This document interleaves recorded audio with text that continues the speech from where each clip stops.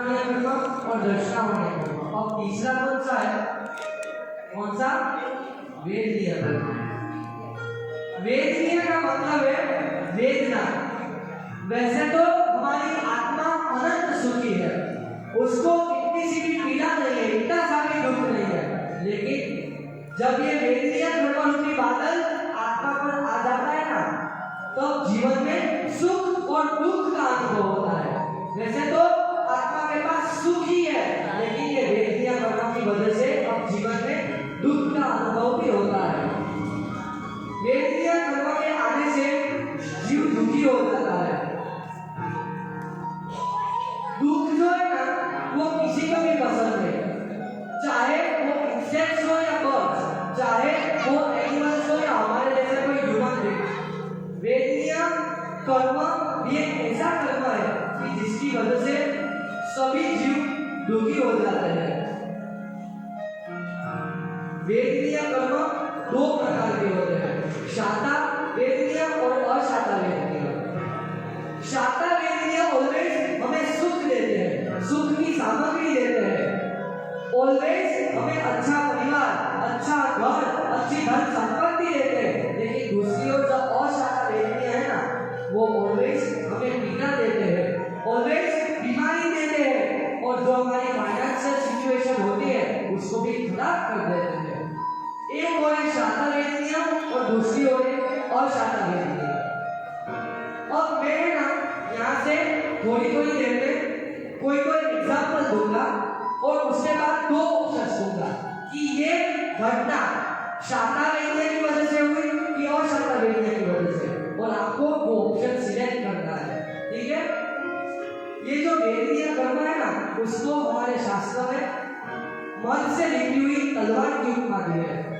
जब हम मध को चाटते हैं, उसको टेस्ट करते हैं, तब हमें बहुत आनंद आता है, बहुत सुख मिलता है, क्योंकि मध बहुत मीठा होता है। लेकिन जब गलती से मध को चाटते चाटते हमारी जीभ तलवार की धार पर लग जाए, तो जीभ कटने से हमें पीड़ा भी उतनी होती है, हमें दुख भी उतना ही होता है। पहले मध खाते समय सुख मिला, लेकिन जीभ कटने के बाद दुख मिला। बस उसी प्रकार ये वेदनीय कर्म का है। कई लोग ऐसा कहते हैं, मेरे पास भगवान का दिया हुआ सब कुछ है, गाड़ी है, बंगला है, बहुत अच्छा परिवार है, ये है वो है, मेरे घर में बहुत सुख साधन है, बहुत फैसिलिटीज है, लेकिन उनको नहीं पता कि सुख का साधन जो होता है ना, उसका उपयोग करते करते कर्म बंद होता है, और जब उस कर्म का फल भुगतने की बारी आए ना, तब दुख भी उतना ही होता है। अब इस प्रकार सुख के साधन के बीच रहकर भी कर्म बल से जितना हो सके उतना बचा जाए। आज के समय में गर्मी बहुत है, एसी का यूज करना पड़ता है, पंखा का यूज करना पड़ता है, लेकिन अगर हम ऐसा सोचे कि एसी की तो मस्त ठंडी हवा है, पंखे में तो बहुत आनंद आता है, बहुत मजा आता है, तो बहुत कर्म बंद होगा। लेकिन अगर हम ऐसा सोचे कि परमात्मा ने कहा है सुख के साधन का जो है ऐसी पंखा उसका यूज नहीं करने का, फिर भी मुझे करना पड़ रहा है, मुझे करना पड़ता है, मैं कितना गुणवान हूँ, ऐसा अगर हम सोचेंगे तो पक्का जितना कर्मबंध होने वाला होगा उससे तो कम ही होगा। शादी मतलब इतने धन संपत्ति वाले थे, 7 मान की हवेली, कभी भी हवेली के टॉप फ्लोर से वो नीचे ही नहीं आते, 32 रानियों के साथ सुख में मस्त जीवन जी रहे थे, कितनी जिंदगी सी थी। अब उनको इतनी सुख समृद्धि कैसे प्राप्त हुई? तो उन्होंने अपने पूर्व भाव में शाता वेदनीय का बंद किया था। पता है कैसे? उन्होंने किसका सुपाकलन किया था? हाँ, खीर का। बहुत अच्छे। पूर्व भाव में एक गरीब बालक थे, बहुत नसीब से उनको खीर मिली थी, लेकिन फिर भी उन्होंने सारी की सारी खीर गुरु भगवान को बोला दी। एक बार भी ऐसा विचार नहीं किया कि ये खीर मुझे खानी है, ये मैं नहीं दूंगा, ऐसा एक भी बार नहीं सोचा। सारी की सारी खीर बोला दी, और खीर बोलाने के बाद ऐसा सोचने लगे कि मैं कैसा नसीबदार हूँ, कैसा पुण्यवान हूँ कि आज मुझे सुपात्र दान का लाभ मिला, और इसी के कारण शाता वेदनीय का बल हुआ, और नेक्स्ट में प्राप्त हुई। परमात्मा के पास कितनी जाओ जलाली है, दोनों सुवर्ण कमल की देव रक्षा कर देते हैं और उस पर बैठ के परमात्मा चलते हैं। करोड़ों देव परमात्मा की सेवा में तत्पर रहते हैं और परमात्मा रत्न जड़ित सिंहासन पर बैठ के देशना देते हैं। तो इतनी जाओ जलाली, इतनी सुख समृद्धि उनको कैसे मिली? और मैं आपको दो ऑप्शन देता हूँ, शाता वेदनीय क्या शाता वेदनीय, किसकी वजह से उनको इतनी जाओ जलाली मिली? शाता वेदनीय।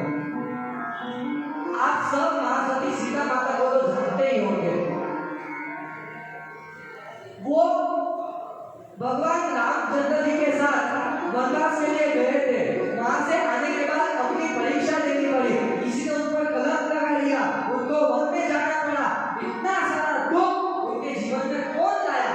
शाता वेदनीय क्या शाता वेदनीय? शाता दुख करता है और शाता वेदनीय, और शाता वेदनीय की वजह से उनको इतने दुख का अनुभव करना पड़ा। तो क्या हम भी शालीपत्र की तरह सुख समृद्धि नहीं पा सकते? क्या हम भी इतने धनवान नहीं बन सकते? तो आज मैं आपको एक ऐसी मैजिक स्टिक देता हूँ कि जिसको घुमाने से आप जो भी चाहोगे वो आपको मिल जाएगा। और वो मैजिक स्टिक क्या है पता है? एकदम ध्यान से सुनना, आपको जो भी चाहिए होगा वो शाता वेदनीय आपको दे देगा। मैजिक स्टिक घुमाने का अर्थ है ऑलवेज अच्छे कर्म करना, ऑलवेज जो निर्धन होते हैं उनकी सहायता करना, साधनिक भक्ति करना, ऑलवेज नम्र बने रहना। इसमें से कौन है जिसने आदमी का एक भी आदमी नहीं किया? कोई है इसमें से? सभी ने? अच्छा, आपने नहीं किया, फिर और कोई आपने नहीं किया। यहाँ इतने सारे तपस्वी बैठे हुए हैं, तो आप उनकी अनुमोदना कर सकते हैं। तो उनकी अनुमोदना करके आप पुण्य का बंद कर सकते हैं। फिर ऑलवेज सरल बन के, ऑलवेज नम्र बन के हम अच्छे कर्मों का बंद कर सकते हैं। और इस तरह हम हमारी लाइफ जी के मैजिक स्टिक घुमा के शाता वेदनीय का बंद करके हमें जो भी चाहिए हो वो हम प्राप्त कर सकते हैं। आप भी याद रखोगे कि प्रियांश भैया यहाँ राजस्थान आए, जोधपुर आए और मैजिक स्टिक देकर गए। मैजिक स्टिक मेरे पास भी है, आपके पास भी है, लेकिन आपको घुमाना सीखना है। सिर्फ और सिर्फ अच्छे कर्म करो और सदा प्रसन्न रहो। अच्छे कर्म करके ऑलवेज प्रसन्न रहकर अपने साथियों को, अपने सगे संबंधियों को अच्छे कर्म की राह पर चलने की सीख दो। आज 8 कर्मों में से हमने सिर्फ और सिर्फ 3 कर्मों के बारे में समझा, ज्ञानामय कर्म, दर्शनामय कर्म और वेदनीय कर्म। लेकिन कल रात को हमें 5 कर्मों के बारे में समझने वाले हैं। कितने? 5 कर्मों के बारे में। आज से भी कल का प्रोग्राम, कल की संवेदना और ज्यादा एक्साइटिंग होगी। क्यों? इसका मैं आपको जो रीजन है वो बता देता हूँ। कल है ना, हम नाम कर्म के बारे में समझने वाले हैं। इसके बारे में, नाम कर्म के बारे में। एक ऐसा कर्म कि जब वो कर्म हो जाए ना तो पूरी संसार में, पूरी दुनिया में हमें प्रसिद्धि मिलती है, नामना मिलती है। अगर आपको भी इस संसार में फेमस होना है, प्रसिद्धि पानी है, नामना पानी है, तो आपको समझना होगा कि किस तरह नाम कर्मों को कम किया जाए। और ये समझने के लिए आपको कल आना होगा। कल हम नाम कर्मों के साथ साथ बाकी के कर्मों के बारे में भी समझेंगे। आज आप जितने आए उतने तो कल आना ही आना, लेकिन हो सके तो अपने साथियों और अपने परिवार को साथ लेकर आना, कि जिससे आपके साथ साथ उनको भी कुछ नया जानने को मिले, अपनी लाइफ में कुछ नया एक्टिवेट करने को मिले। और लास्ट में भक्ति गीत के द्वारा हम इस हमारा जो क्षमापन कार्य है उसके आगे